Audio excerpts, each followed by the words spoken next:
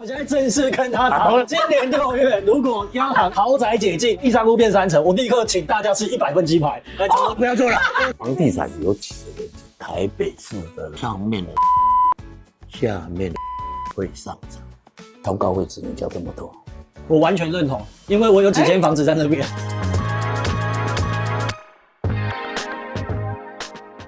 央行呢最近对换屋族进行了大放水啊，贷款成数从5成放宽成6成，买方市场是不是只剩下3个月了呢？而且现在的买房甜蜜价是不是倒数计时？有那么严重吗？我们今天就请到了以前是超狂投资客，现在是黄老师的帅过头。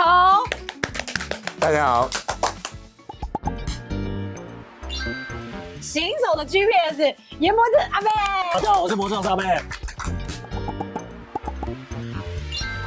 央行理监事会议呢，最近有放宽了第2户的贷款，从5成放宽到6成，你觉得会对市场有什么影响？以前买1手屋的，现在交屋比较好，因为你有一间光贷，你买了一间嘛，没有想到突然之间本来可以贷7成8成，跳成5成，你受不了。现在6成放轻松一点，对中古屋当然也有帮助，对房地产交易量是有帮助的。我们先来分析一下这个房地产的市场到底是哪些人啊？不外乎就是5类族群嘛，自住、首购、投资、自产、换屋。政策开的一个小门，看起来是针对这个我们换屋族。原本的第2户的这5成变成到6成，各位要注意一下，原本有2类族群是在鱼池的外面，就是自住跟首购嘛，他们是属于无敌星星的部分嘛。但是你现在看起来，政府你把这第5类的这个族群，就是我们讲的这个换屋族群放出来之后，市场上会变成有点龙蛇混杂、鱼目混珠啊。谁是鱼目，谁是谁？我刚讲5类族群嘛，那你第1类、第2类自住跟首购本来就在外面了嘛，那你现在把第5类这个换屋族群也放出来，那看起来鱼池里面只剩下投资族嘛跟自产族。我觉得这一次的政策针对他们其实或多或少也有点受惠啦。像有的投资客啊，他就说他要交书了，他可能就把房子都卖一卖了，可能原本就是要2、3间了，我要再买嘛，要再买我就把2间再卖掉，我就只剩1间了，那我只剩1间，我再从5成变成6成，看起来是针对换屋族。其实还是有另外一个可以绕道小菜逼巴投资客会因此而受惠，所以我觉得这个政策，你说真的是针对换屋族吗？换屋族也有影响，没有错。现在有很多菜市场大妈，其实他们本来就有1、2间、2、3间的房子，可能在收租金，可能就集中在一些菜市场或是一些商圈等等，他们就在收租金，就嘛处给喝。现在又有政策出来，那我干脆就是把一些本来已经收不太到租金的房子，我就把它卖一卖了嘛，我也不想再管了嘛，卖一卖之后，我又有一个政策优惠，那所以我觉得会造成一个现象是，地区比较弱的一些房子的部分，它会丢出来卖，有一些投资客会想要去获得这1成的一个空间。看房子的话，全台湾可以帮我们分析一下吗？在去年的时候，1间房子都没卖。1间房子都没卖，不是我看好未来的房子，是1间房子都卖不掉。真的？如果你是自住来讲的话，要把握就是你在竞争对手还算相对少的时候，比较相对好议价。对，你有时间可以慢慢等，但是现在这个时间已经越来越少了。那如果说真的6都要买，我会建议说，像在台北市的话，我会建议说，如果你是买在可能最好在20年以内的一个中古屋，一坪大概在90万以内的话，90万以内是有机会的，而且都还是在一些比较市中心的路段，不管你是新成屋或是预售屋，大概在150万以内的台北市市中心的房子的话，相对可以考虑。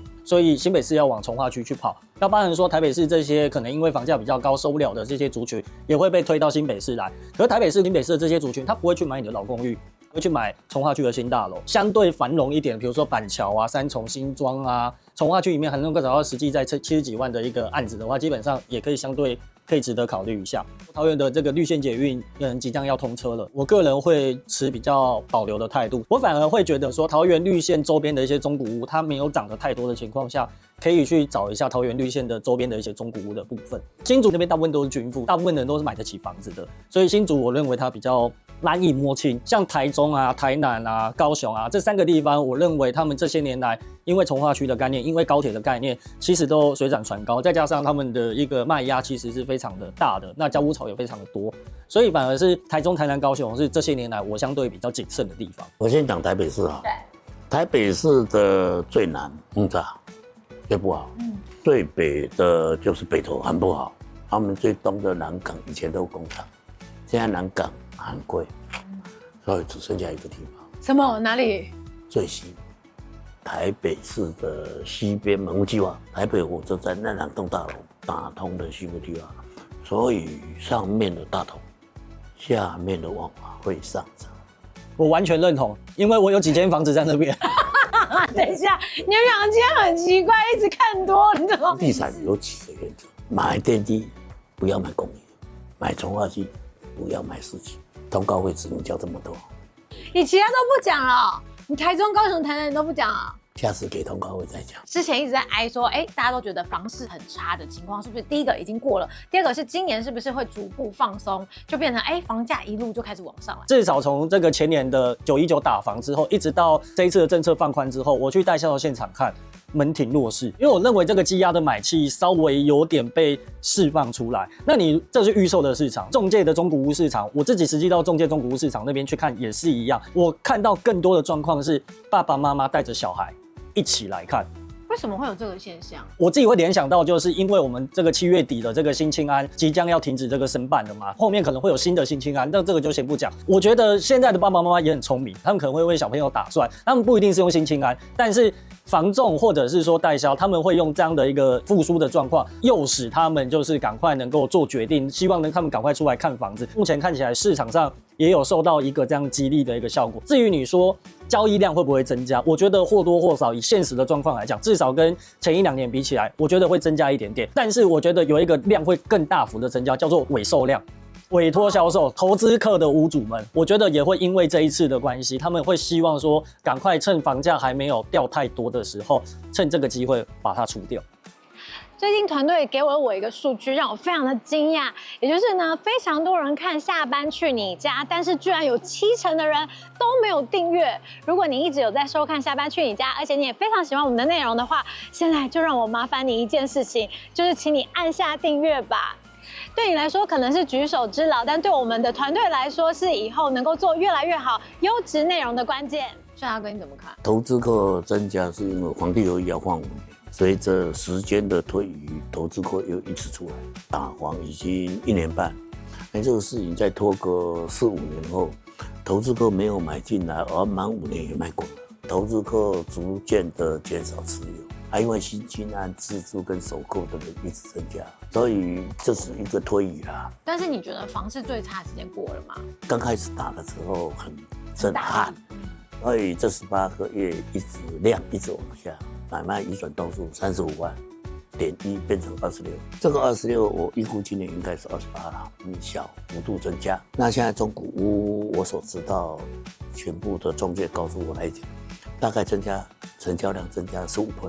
那预售屋的市场也比较好一点。但有像阿北这样讲说有门庭若市这个状态，看个案，因为台湾人很喜欢首开案，他也会下广告。预估4月15号要推案，他会应用他各种人脉，让他一天满。难得你们两个有共识，都觉得买气有回来了。可是之前你们不是说买方市场吗？尤其是阿北，我从认识以来，你都说是买方市场，而且你还说3到5年，这样子看起来好像房价就要开始往回升了。这一次除了这个政策的一个开小门之外，那我们的新青安也已经在7月底的时候就要到期了，所以在双重的这个政策的一个利多的情形下，我认为短会多，有点像是我们在2015年底那个时候，大家在抢上车，抢那个我们的财产交易所的旧制的这个上车的这个部分，赶7月就对了。加上因为宽限期，如果说到时候新的新青安，或者是之后如果没有新青安的话，你取消了这个我们的补贴，再加上如果到期的话，那你现在又要本利摊，如果以借款1000万来讲的话，你每个月可能要多将近3000块左右的一个利息。对于很多人来讲，他们可能会有一个心理上的压力。以我自己为例子，像我最近因为想要自住嘛，我们自己在自住，我们去看了一间新北市从化区，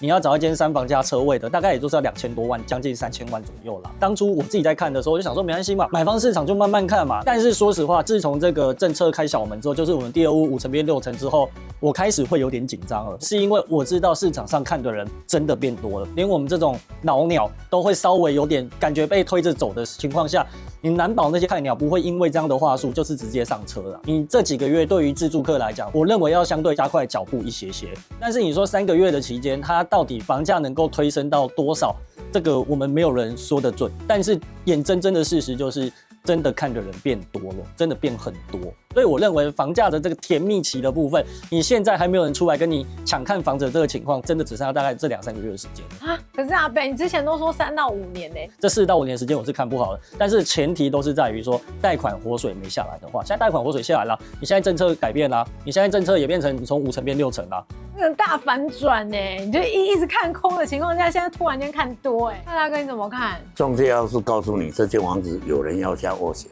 你会打他。爱你没丢，祝你幸福啊！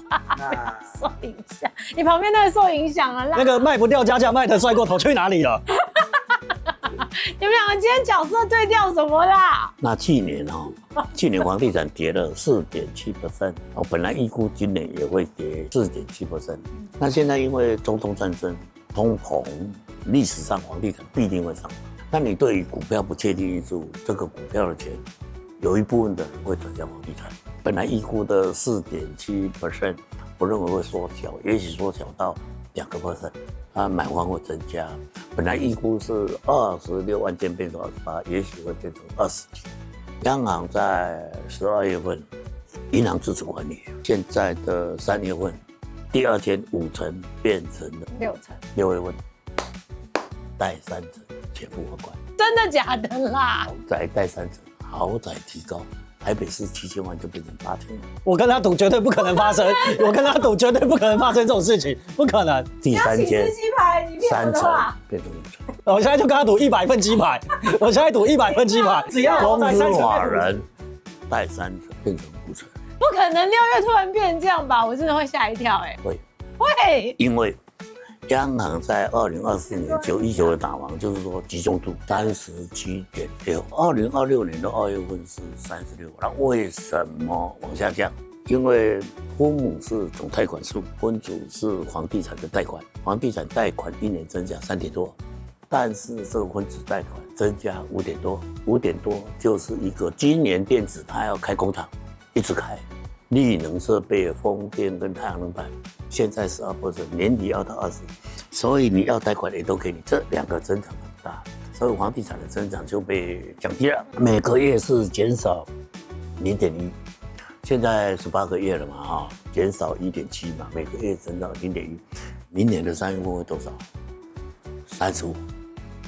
？35，37.6变成了36，现在36，然后明年35。后年30，嘉靖，我觉得你太夸张了。走依据的打房就集中度